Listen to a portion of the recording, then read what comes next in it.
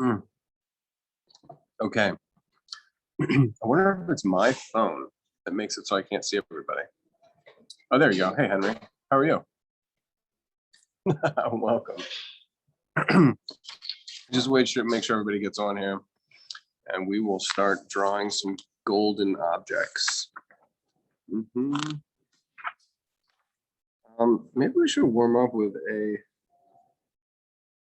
Fijian cloth. So let's see. Eden, hello. Participants. Let's see if everybody's gonna make it. I'm gonna flip the screen, and we can. There's this really beautiful pinwheel pattern that is from the 1870s, and just want to make sure there's no one in the waiting room. All right, cool. No one's in the waiting room. Let's fire this up.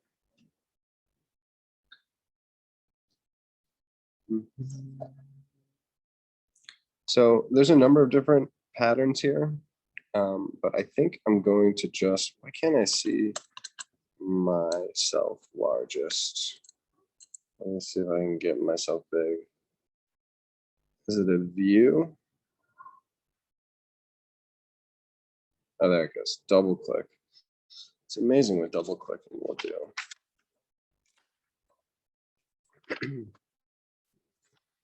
Let me slide this over.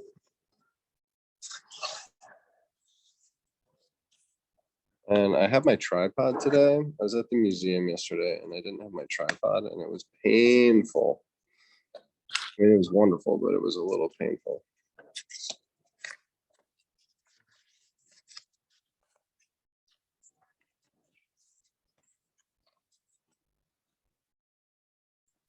I'm going to take a deep breath. Move this up. Move my paper across.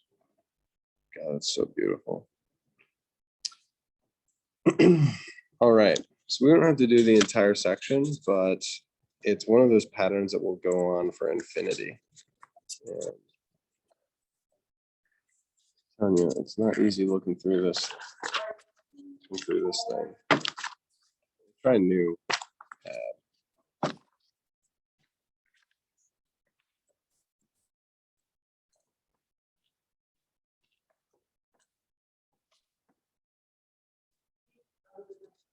There it goes. Yes. All right, beautiful. Beautiful, it's actually happening. I'm gonna almost do a continuation of this pattern, and it's the pinwheel. So let's just see how far we can take it before it like disappears off the side of the frame. That's an interesting idea. I've never done this before. All right, so I'm just gonna take this line and continue it. So I'm establishing the top and the bottom of our pinwheel. Yes. And I'm taking it right off the screen. All right, let's get Sebastian in here. Hey, Sebastian. Can I get a proof of life audio from Sebastian? Hello. Hey, yes, okay, good. You missed the beginning, which was me fumbling around with the camera, trying to get a still clean image. This is a warm up, so have no fear. This is just we're just going to do the pinwheel, the pinwheel pattern. Okay. And basically we need to start with a grid. It's once you get it, it's not bad. I did the lines at the top and the bottom. And the reason I did that is because it doesn't actually matter where like how big you make the pattern. And I apologize for you guys not being able to see my face. I have the best expressions on, you couldn't even believe it. So what we need to do is divide using our own sensibility, meaning like every space between one mark and another mark can be divided into half. It can be divided into quarters. And in this case, it needs to be divided into thirds. You guys don't have the line to work from, but I do. So you just have to estimate what is 1/3 of this line, 1/3 of this line, 1/3, what is 1/3 of the distance between here and here. So you have two lines, the top and the bottom. And then you're going to pray that you get the 1/3 correct. And usually that will make things right. Okay, so now if you have a unit, which is, and they're all the same. So the distance between here and here, here and here, here and here are all the same. That becomes your unit, and we're going to make, ooh. Now the question is this a square? I don't think it's a square. Okay, good. So we have a unit which is, 3 units high. So the next unit that we have to make, when I first perceived it, when I was first analyzing it, I was thinking to myself, well, it's definitely a square. It's not a square. It's a little bit longer than a square. So I'm gonna just use I'm just gonna make a line, and you can make it any size you wanted. It'll just affect the diagonal of your pinwheel. And again, it's just a warm up. So when you think about height width ratios, so this rectangle has a height, this rectangle has a width. Training your brain to be able to think in terms of X direction and Y direction and be able to compare them, that and then being able to repeat that same proportion. So I'm going to try it again. I'm just going to estimate from here to here. Hopefully it's the exact same unit. And so I'm going to get a bunch of rows of the exact same rectangle over and over again. And please be right. And it is something that you train your brain to be able to see and be able to get accurately. The other thing you'll find is that when you're drawing any object, even if it's people, like people have a height width ratio, they're usually 7 heads tall. So if this is the smiley face, this little teeny smiley face, if that's the head, that's 1 unit. So it's 2 units, 3 units, 4 units, 5 units, 6 units, 7 units. So that's how tall the person would be. And I'm making a stick figure. Please don't judge my stick figure. So it matters, like the height width ratio, I guess is what I'm saying, is like being able to count, determining a unit and then making it repeat itself over and over again is kind of important. All right, so let's just start. I'm going to imagine that this is my edge. So I'm going to get a diagonal that runs this way. And honestly, I think this is the fun part. So that's my diagonal, and that's going to be a dark triangle. Now that in theory, that diagonal would continue all the way through into the next one, but it would then flip. So this side would then be the dark triangle. Again, so Sebastian and some of the other guys, ooh, there's 2 people trying to get in. Admit, Jack Lee, Eden's coming back. Okay. Jack, can you hear me? Yep. Sweet. So I took a trip up to Philadelphia, and I'm in UPenn's museum. All this cloth. I might actually even take you there. So this is out of a book that I got from the gift shop. It's from Fiji, and it is from 1870. It's like a dark cloth, which is really typical, I guess, of the art from this region, large geometric patterns. So just to catch you up, and it's not going to be long, but we need a top. You're basically making a bar, a pattern bar. So you do the bottom, you do the top, and then you let that line continue, and then you have to divide it into thirds. And you just have to use your own ability to divide it into thirds. So you'll have the top, you have the bottom, and then you estimate what's the 1/3 division. So we're basically doing all horizontal lines up until that point. And then I thought it was a square, but it's not a square, it's a rectangle. So then I ran my verticals, and I'm getting basically a bunch of boxes that can go off into infinity. I mean, this project can, it can just be a pattern that keeps going. It could be like a long runner, it could be fabric that's endless. And so I started in this corner, and wherever you start, then you want to make your other dark triangles versus the light triangles relative to one another. And then this will be a pinwheel. I guess you can carry those lines all the way through. These are painted, so the directions don't really matter that much, but if you wanted to, you could make the directions matter. I'm making my marks run vertical. I could, if I was smart, I could probably blend it out. Let me see if I can create a blending stump.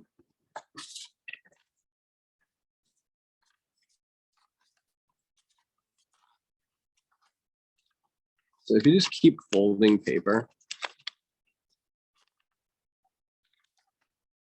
and then fold it long ways, you end up getting this like little, it's like a little stub, and it really blends nicely.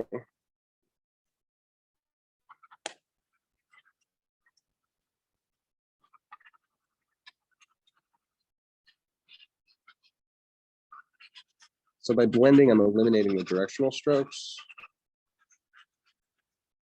and unifying the pigment within that particular space. And you can reapply, add more.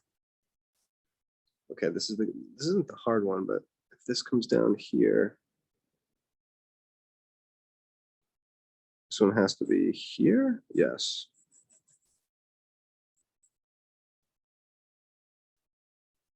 It's a little bit of a visual tongue twister, which I always enjoy.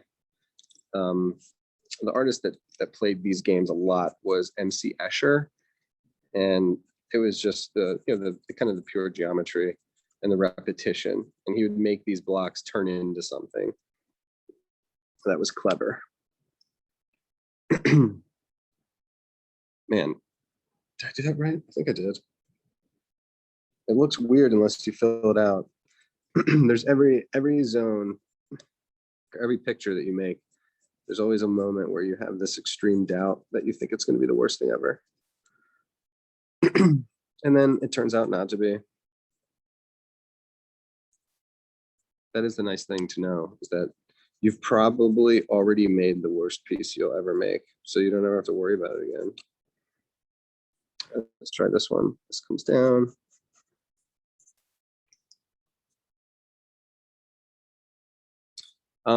The ancient world was really, was highly focused on symmetry. Not that this is an ancient piece, but most of the collection that I looked at today was symmetrical. And, ancient Egyptian, Etruscan, Greek, and Roman. Now there was dynamic symmetry in terms of balance, but a lot of the early stuff was really, really based on bilateral symmetry.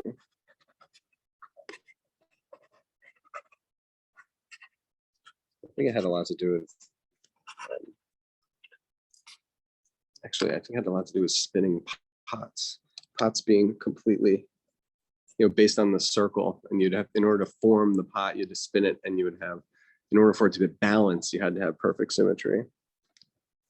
Okay, where's this one? This one goes here. I mean, you can play these games with color too. Crisp edges, soft edges, it's really up to you. This artist made extremely crisp edges, and you could even use a ruler for that matter.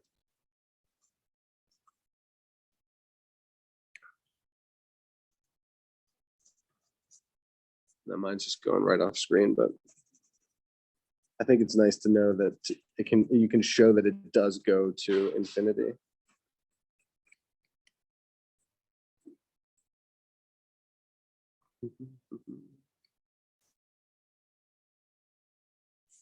So you could think about it like a pinwheel, or you could think about it like a series of diamonds.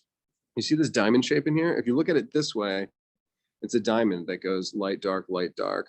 And then if you that's like 4 units. You include all of these units, it becomes a pinwheel that goes dark to light, dark to light, dark to light. I'm trying to think about a column. It's almost like a series of flags that like flip back and forth. Anyway, it's a warm up.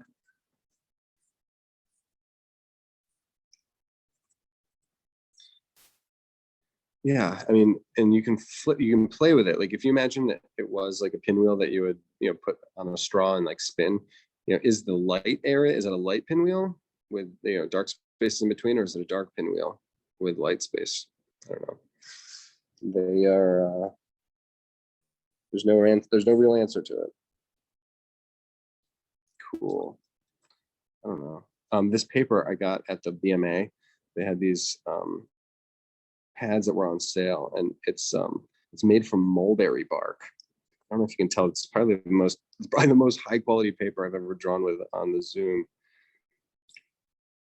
It's nice. What's that? Should we do this? I don't think we should keep doing this.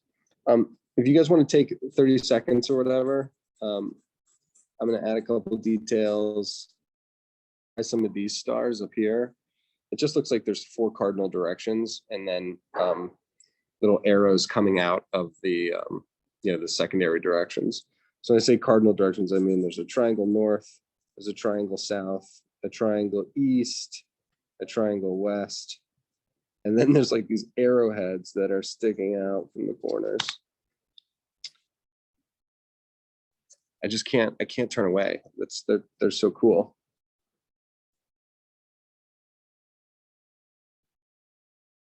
I didn't mean to teach them. Man, that's pretty. God, it's good. Good Lord, it's pretty.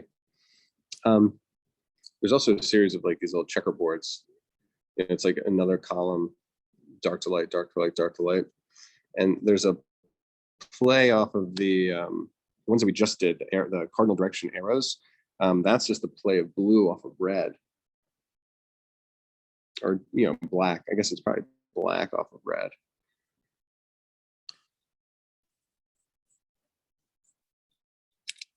Let me just finish this one corner, and then there's this golden lion. It's a bas-relief golden lion that really took me when I saw it in person. And it's actually in this book, thank God. There's so many works in this collection that they don't have in the catalog. And I have to go off my phone because I took a bunch of pictures, but I can't do Zoom and show you the photos at the same time. So we'll be able to make some more art off of this collection in the future, but I'm in the cafe right now.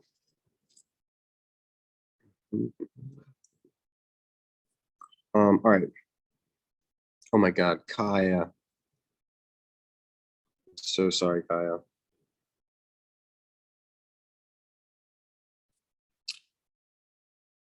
Kaya, I'm so sorry. I'm going off my phone today, which makes it a little more interesting.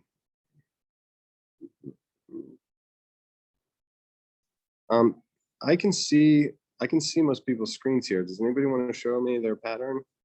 Is it as interesting as I think it is? I don't know. As far as a warm-up goes. I'm not done yet. Okay. Well, take your time. Kaya, don't even try. I mean, you can try. Kaya, I would screenshot it. Oh, nice. Henry, excellent. Yeah, you got the hang of it. That's good. And like I said, when you have, it's just good to let your brain marinate in other people's like quality design.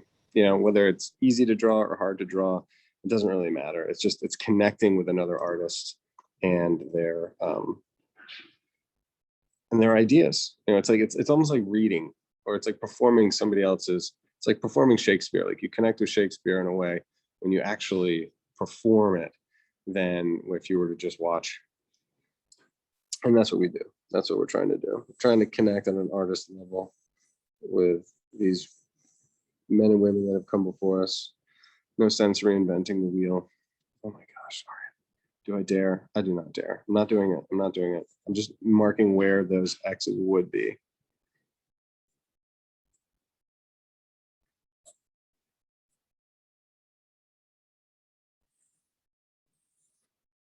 Okay.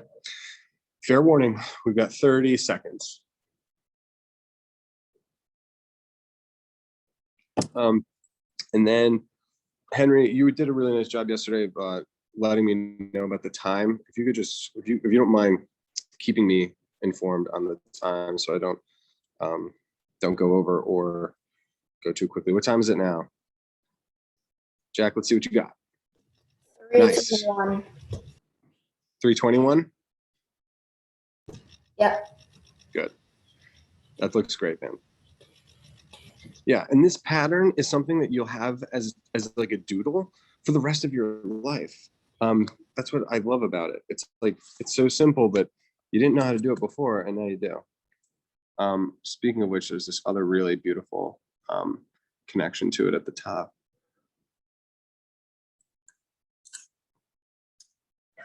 That would be top and the bottom, and then you would divide it into half. And then from that half, you would then break it down, and you go dark, dark, light, light, light, dark. That one's easy. You can do that on your own time. Okay, now for one of the main events. One of the main events. Yeah, so this is a glass. We're not going to draw this glass jug because it's too big on the zoom. But this Roman jug, water jug, is made of glass, colored glass, and it's from 400 BC. Actually, no, it's a lie. It's 400 AD. Okay, that's not quite as exciting, but still, it's still pretty good. What is that?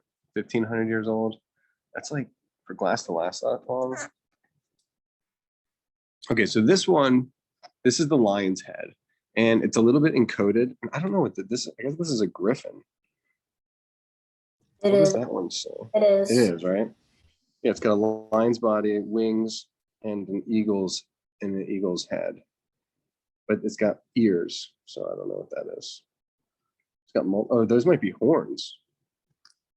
If we have time, we'll do that one. The one that I'm super interested in is this lion's head, and I think I have enough room to put it like this. Yes, I do. Oh god, so happy. I had a lot of trouble without my tripod yesterday, and the class was so nice to me.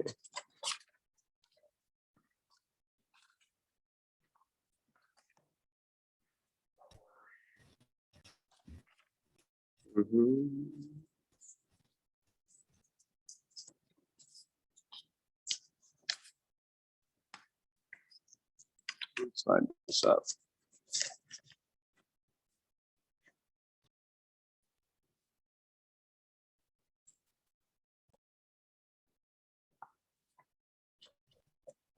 Try to get the most resolution on here.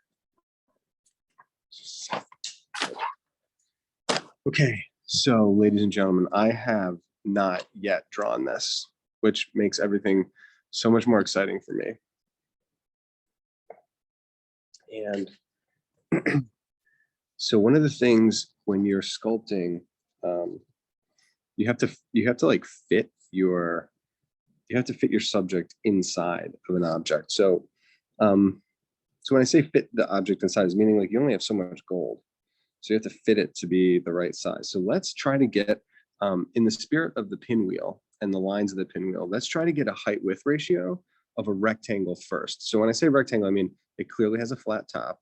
It clearly has two long sides. Now, do they taper in a little bit at the snout? They do. And there's a flat bottom, but it's a curving flat bottom.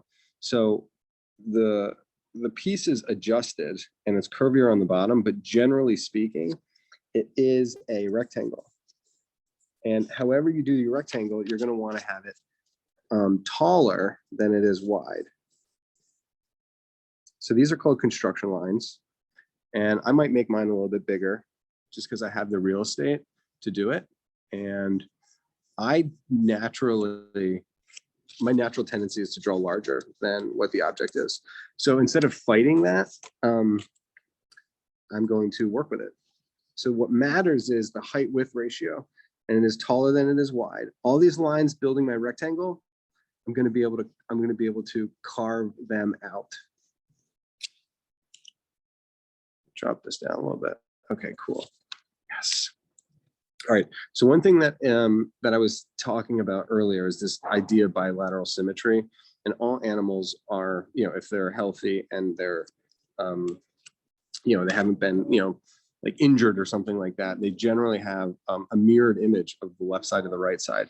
And as artists, we have to kind of train our brains because you draw from one side. Sometimes people are ambidextrous, so you can draw left-handed and right-handed at the same time. That is like really exciting. I mean, then you don't even have to worry about, it's not like you have to draw with your right hand, the right side, and then with your right hand, draw the left side. And there's always things that are a little bit different about that. If you could do left and left, right, right, it's so rare that it's like hard to even teach that way. So I teach assuming that there's a dominant hand.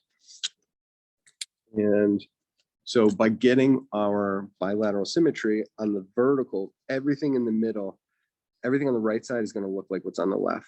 Now, this artist coincidentally decided to divide his rectangle in half horizontally as well. And as I do this horizontal, I'm breaking my rectangle into 4 smaller rectangles.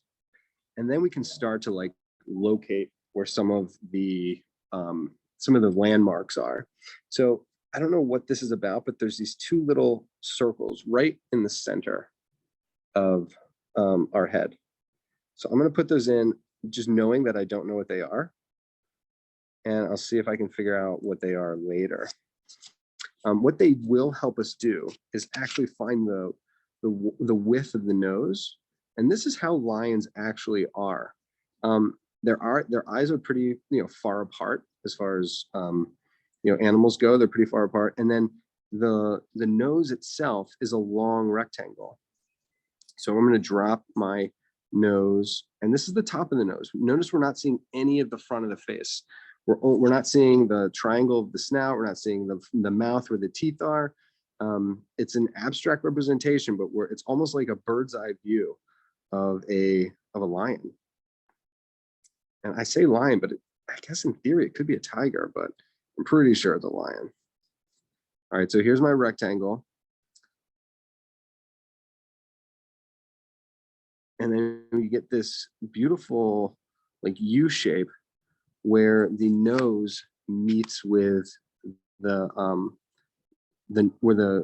bridge of the nose meets with the nostrils. And then there's this little transition layer. Oh man, did I make mine too big? I might have, but I'm going to square it off. So I'm going to make the nose flat.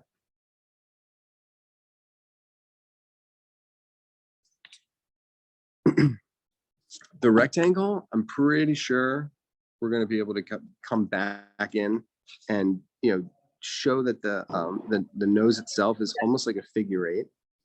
So there's like there's curving moments, and it swells out, and then it kicks in a little bit. That's amazing, because that's exactly how the human nose goes.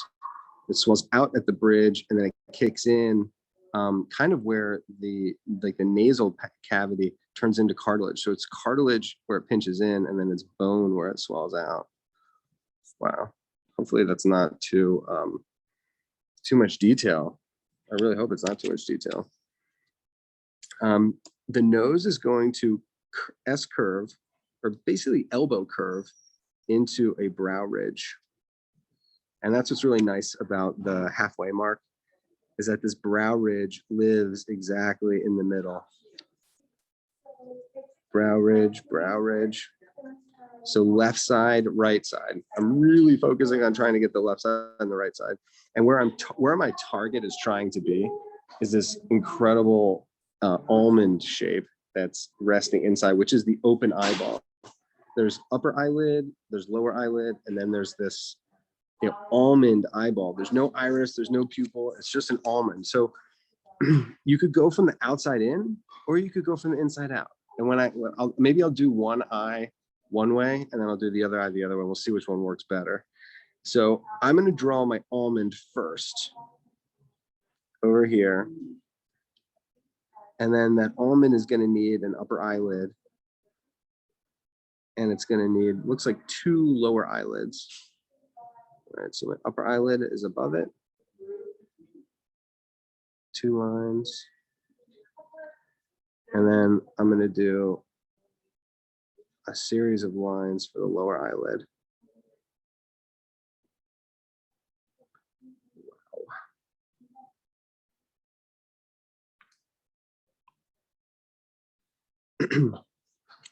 All right, that sounds good. One thing's when I do human portraits, I really like to try to find the exact, like where the side of the head is. And I'm just noticing right here, and I probably should have noticed it when I finished the nose, but there's a border or a frame around around the whole thing that looks like it was needed to get stitched. So that either had attachments to this, or it was attached using these rivets. Amazing. All right, so I'm just going to show where the corner of the eye, the corner of the eyebrow, ends. And so I can do like this little side of the face. I'm not even going to do the border yet, but I'm like I'm anticipating the thickness of that border. Man, it's amazing what you see when you try to draw it. I was actually going to title this class Things I Would Never Have Noticed, meaning that you notice so many more elements to an art piece or even in nature by doing the act of drawing, regardless of how good the drawing looks. And so I know I say that a lot, and hopefully you guys have heard that before. If you haven't heard it before, good. I say it too often, then I actually don't feel that bad. All right, now this is where I'm going to feel bad, because I'm going to try to match up the almond from the left side on the right side, but I'm not going to do the almond first. I'm going to use the eyebrow ridge, and then I'm going to come in. I'm going to do the upper eyelid first. Oh God, please be right. Upper eyelid. And I'm going to do the lower eyelid at the bottom. And then I'm going to do the lower eyelid underneath that. Now I'm going to put the almond inside of both my upper eyelid and lower eyelid. When you're making these, when you're trying to solve these problems, you got to know that there's a lot of different ways to solve it, and you got to do one that works best for you. And if I drew this thing 10 times, I would figure out the best way, and I would just repeat it. And that would be kind of ingrained in my heart. But this is the first time I've ever drawn it, so I'm trying to solve the problems and experimenting each time. So I apologize. There's people walking through. We're in the cafe.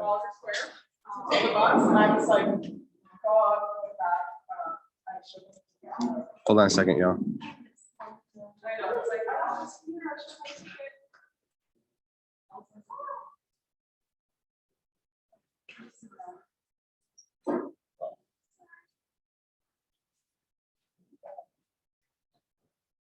Okay, guys, I'm back.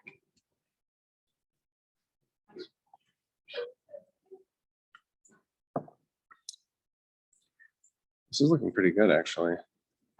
Do you guys want to see does anybody want to take show me what they have so far? Is anybody freaking out? I was in the zone right there. I got a little distracted.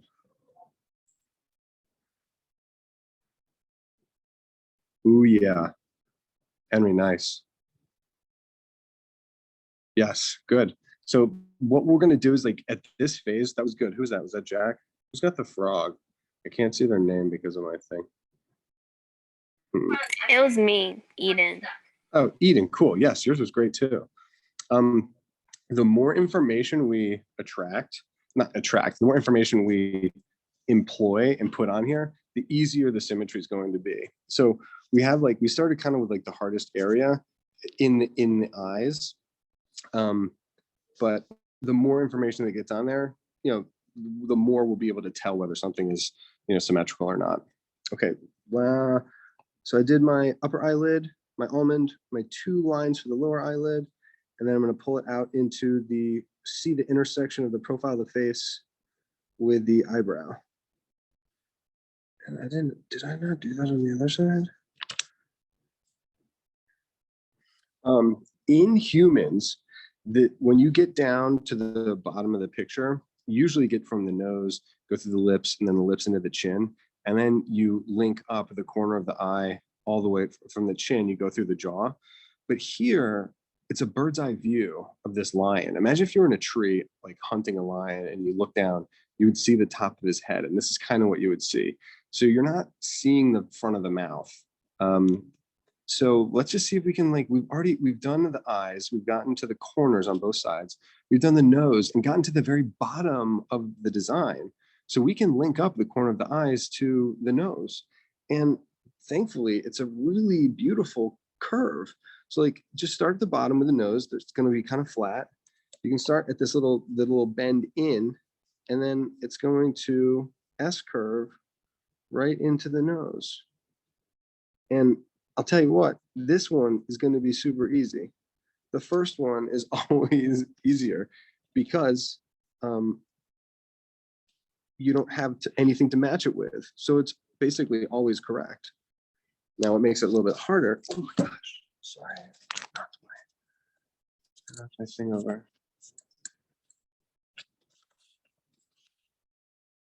Is your twist? This is mine. Yeah. Yes, it's happening. Oh, I'm upside down. That's my problem. Hold on. Okay, go back. Sweet. That looks good. Be careful, Jack. I'm glad you're going. I'm glad you're going ahead too. I mean, I want everybody to go at their own pace. The one thing I just want to warn you is that the dots on the snout are going at a particular angle. And I'll show you what I mean in 1 second. As soon as I finish this profile and as soon as I get my camera back. Hold on, if I turn it like that. I'm Hold gonna on, fix slow up the down, Jack. jawline. I'm gonna fix up the jawline since it's not more than enough. Yeah, you have the left side. Oh my gosh. Okay, yeah, so you have the left side correct. I'm just wondering. Hold on, let me straighten this out.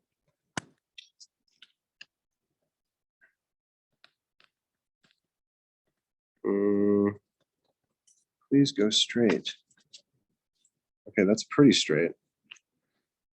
Okay, so Jack, let me finish this left side.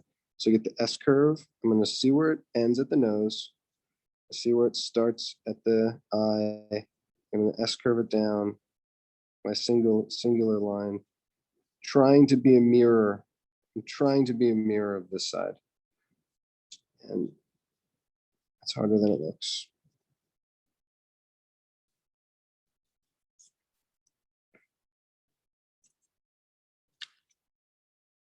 I'm also facing the I'm battling with the tripod. Okay, so Jack, here we go. This is what I wanted.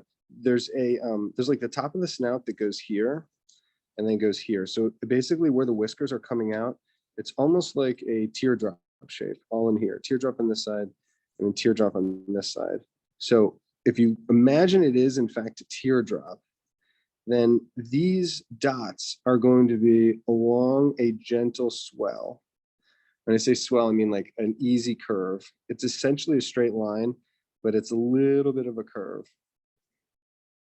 So how many do I have? There's 1 row, 2, 3, 4, 5. Okay, so I have 1, 2, 3, 4, 5. A little one on that side. So I'm using my lines first. And, oh my God, there better be 5 on this side. 1, 2, 3, 4, 5, 6. Of course, it goes 5 on this side, 6 on this side. All right, so 1, 2, 3, 4, 5, 6. All right. That's great. Except when I knocked my setup over. That was a celebratory spike. It was like getting in the end zone with a football, and then I just spiked my phone because I was so happy that I did it right. I wouldn't recommend that. But sometimes the excitement is overwhelming. Okay, I will try not to spike my phone again. So you want to think about these little dots as a string of beads. And you can count how many there are exactly, or you can just estimate it. And I'm probably, because of the time, because I don't want to spike my phone out of frustration, I think I'm going to estimate it. And when you make these string of beads on each one of these like construction line threads, after this, you can erase them. But there's something, so you can actually even see that it looks like the gold has like creased a little bit. Wish I could, oh no, that is, so you guys can see that. Is it in focus? Yeah, it's focused. Okay, good. Used to be able to tap the, yeah, okay, good. I think it's in focus.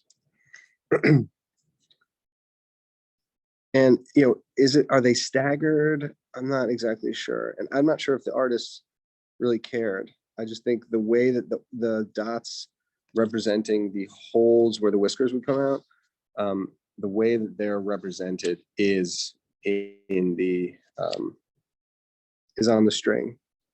As long as each row relates to itself, maybe you could stagger them almost like tiles.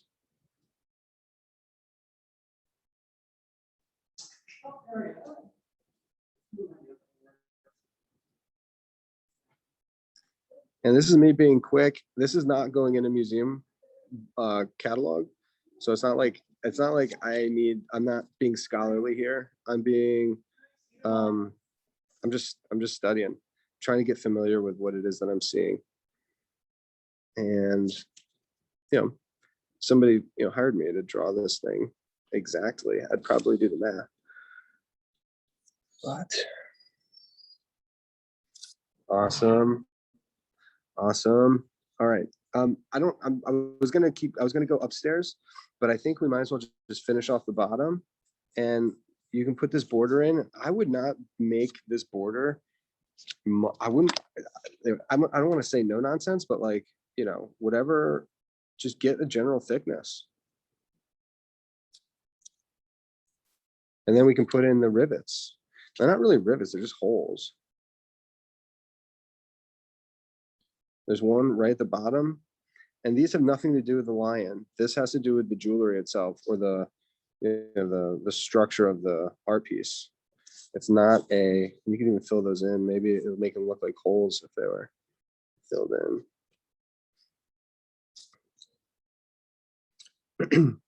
Wow. Okay. I love when I speak and then get corrected. So when I said it had nothing to do with the structure, maybe it does. Look here. The head of the lion dips in slightly. So from the corner of this eye, the first movement dips in. And I'm going to do that on both sides because it doesn't on both sides. There's this little concavity, and that makes room for one of these holes. It's interesting.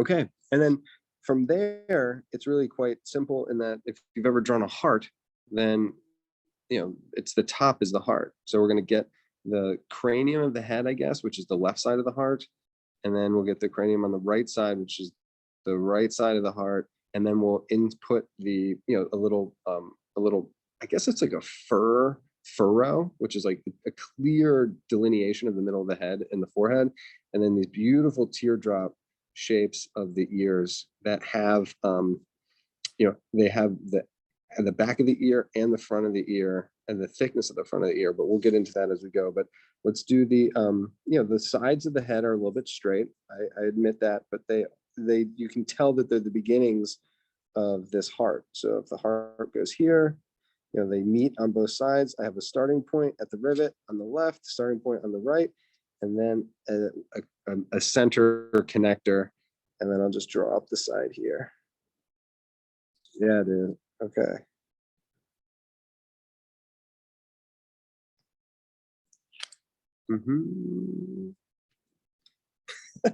Now it looks like guy looks like Frankenstein.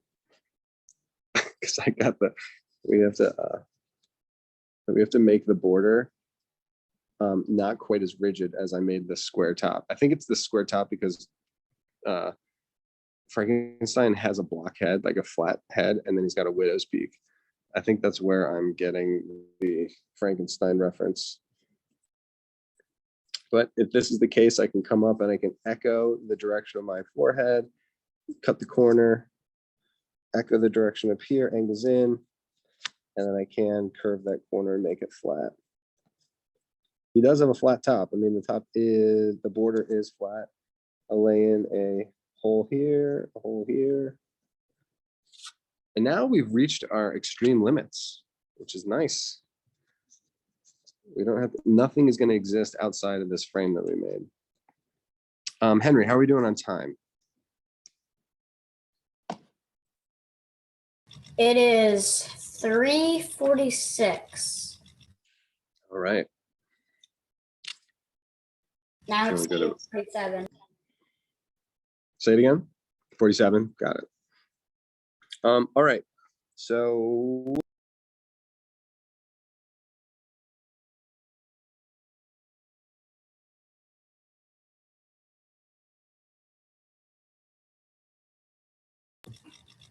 What?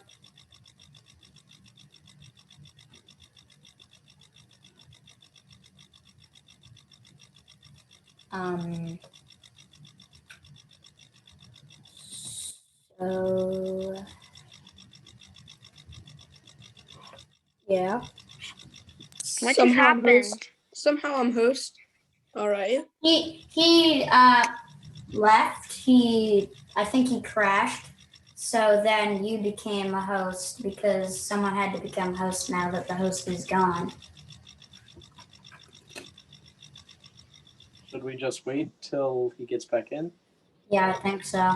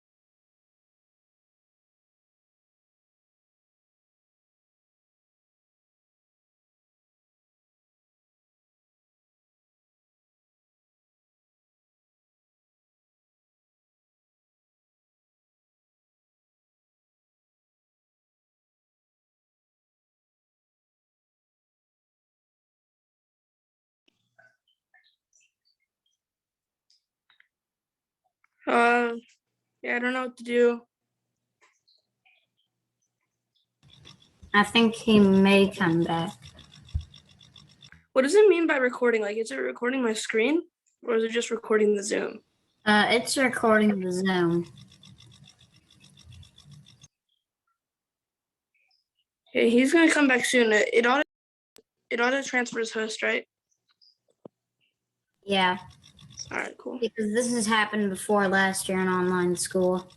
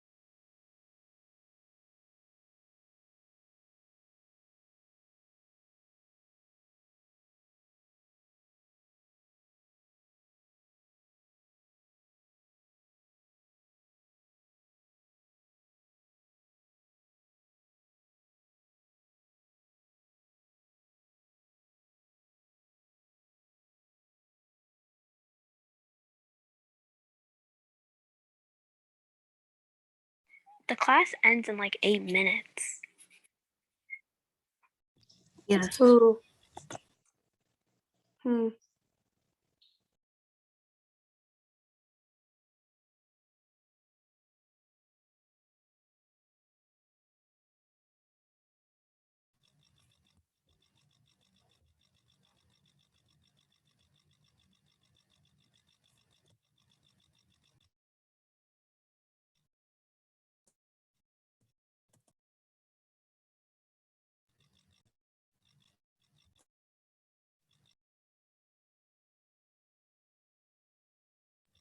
I don't know about you guys, but here it's raining, so I may have lost connection for good. I think we can just leave.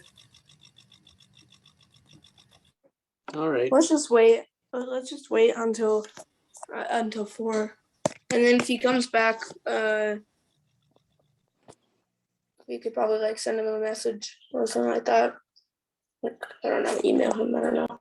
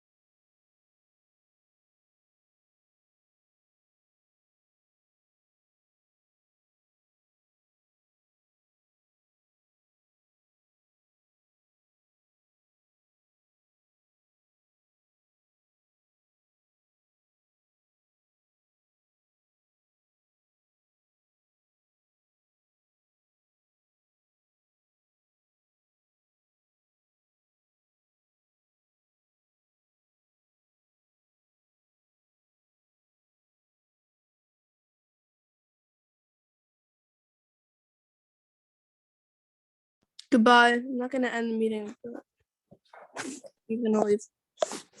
All right. Bye. Sebastian, you're gonna be the new host. Okay. Yeah. Well, I'm leaving, so.